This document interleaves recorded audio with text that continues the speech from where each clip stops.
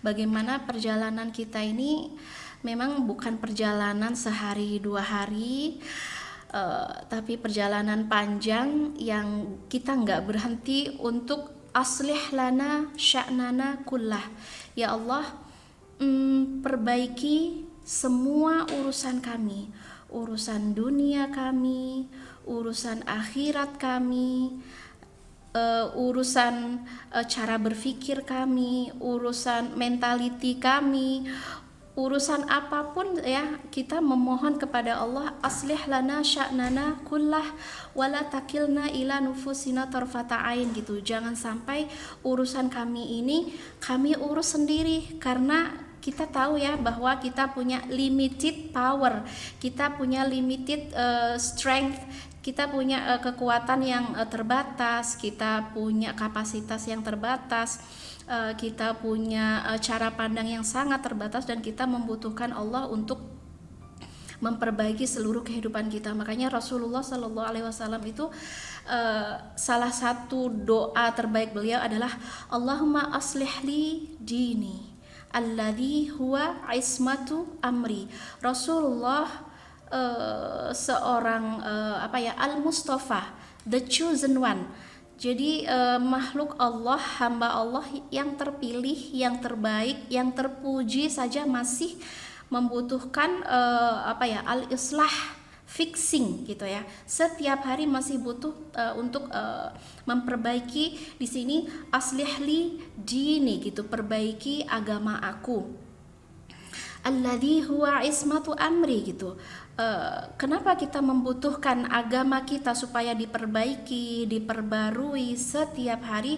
Karena agama kita sebagai ismah, sebagai pelindung, sebagai benteng, sebagai benteng. Ketika setiap hari benteng kita menguat, maka semua temptation, godaan, ujian, cabaran, cobaan itu gak bisa merusak agama kita, gak bisa ngerusak kehidupan kita. Kita punya benteng kokoh, kita punya pintu gerbang yang tidak akan ditembus oleh apapun siapapun yang ingin mencoba merusak.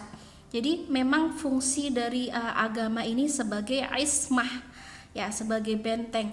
Semakin agama kita diperbaiki Allah, benteng kita semakin kuat ya, maka insya Allah kita sudah berada di zona paling aman, zona ternyaman, zona di dalamnya banyak kemakmuran, di dalamnya banyak keberuntungan.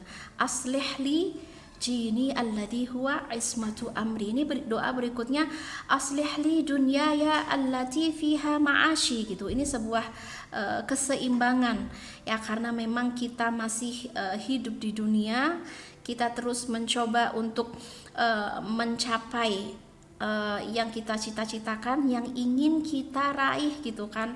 Kita ingin ngedapetin jodoh, kita ingin ngedapetin keturunan, kita ingin angka-angka rekening kita naik, kita ingin keluarga kita sehat gitu ya. Jadi fix ya, Allah perbaiki juga urusan dunia aku, karena aku masih berada di dunia yang hidup, allati fiha ma'ashi, kami masih hidup di dunia. Wa aslih li akhirati allati fiha ma'adi,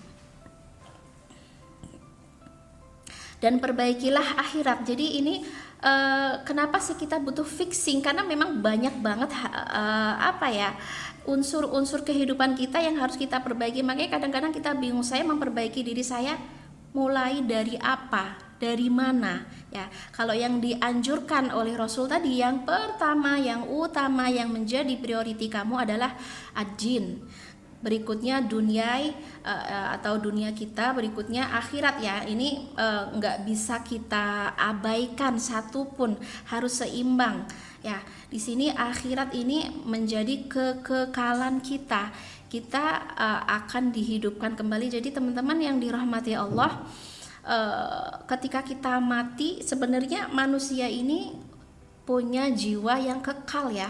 Jadi yang kekal itu bukan hanya Allah ya, tapi manusia juga bersifat kekal. Ketika ada yang mati hanya jasadnya, Ruhnya tidak pernah mati.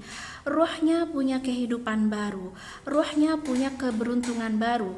Maka ketika dia terus memperbaiki, mempersiapkan akhiratnya, maka dia akan memiliki kehidupan kekal yang beruntung. Aslih li akhirati allati fiha ma'adi gitu. Kehidupan aku yang kekal, keberuntungan aku yang kekal ini tolong perbaiki ya Allah, dan aku melakukannya ketika aku di dunia. Waj'alil hayata ziyadatan li fi kulli khair gitu, dan jadikan kehidupan ini sebagai tambahan kebaikan, dan jadikan kematian ini sebagai rahah. Rahah itu bentuk istirahat dari segala jenis keburukan. Karena teman-teman yang dirahmati Allah, begitu semangatnya Rasulullah mengajarkan kita untuk terus fixing gitu ya, memperbaiki segala urusan kita, di mana banyak sekali orang-orang yang masih ke distract gitu. Emang apalagi yang perlu kita perbaiki gitu. Bahkan yang paling yang paling lucu mungkin ya, kisah-kisah lucu yang pernah kita dengarkan tuh, mereka bilang kalau bisa marah kenapa harus sabar gitu. Ini ke distract dia. Kalau bisa nyicil kenapa harus kontan gitu kan. Kalau bisa tega kenapa harus kasihan. Kalau bisa foya-foya kenapa harus berhemat. Artinya mereka benar-benar nggak ngerti arti fixing, memperbaiki pola pikir, memperbaiki habit gitu. Kalau bisa main full gitu kan, kenapa kita harus sibuk ibadah gitu.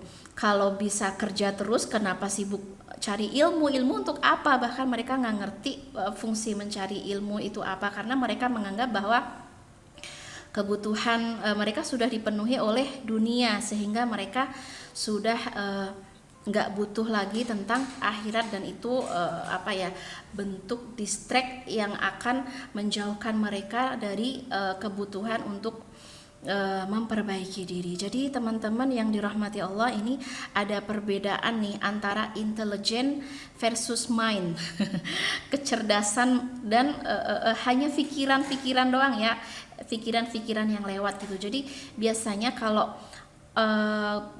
kalau berkaitan dengan kecerdasan, kita akan berpikir tentang long term. Kita akan berpikir jangka panjangnya gitu. Ketika kita misalnya bersabar gitu kan. Kalau bisa marah, kenapa harus bersabar gitu kan. Itu pikiran orang yang short term gitu.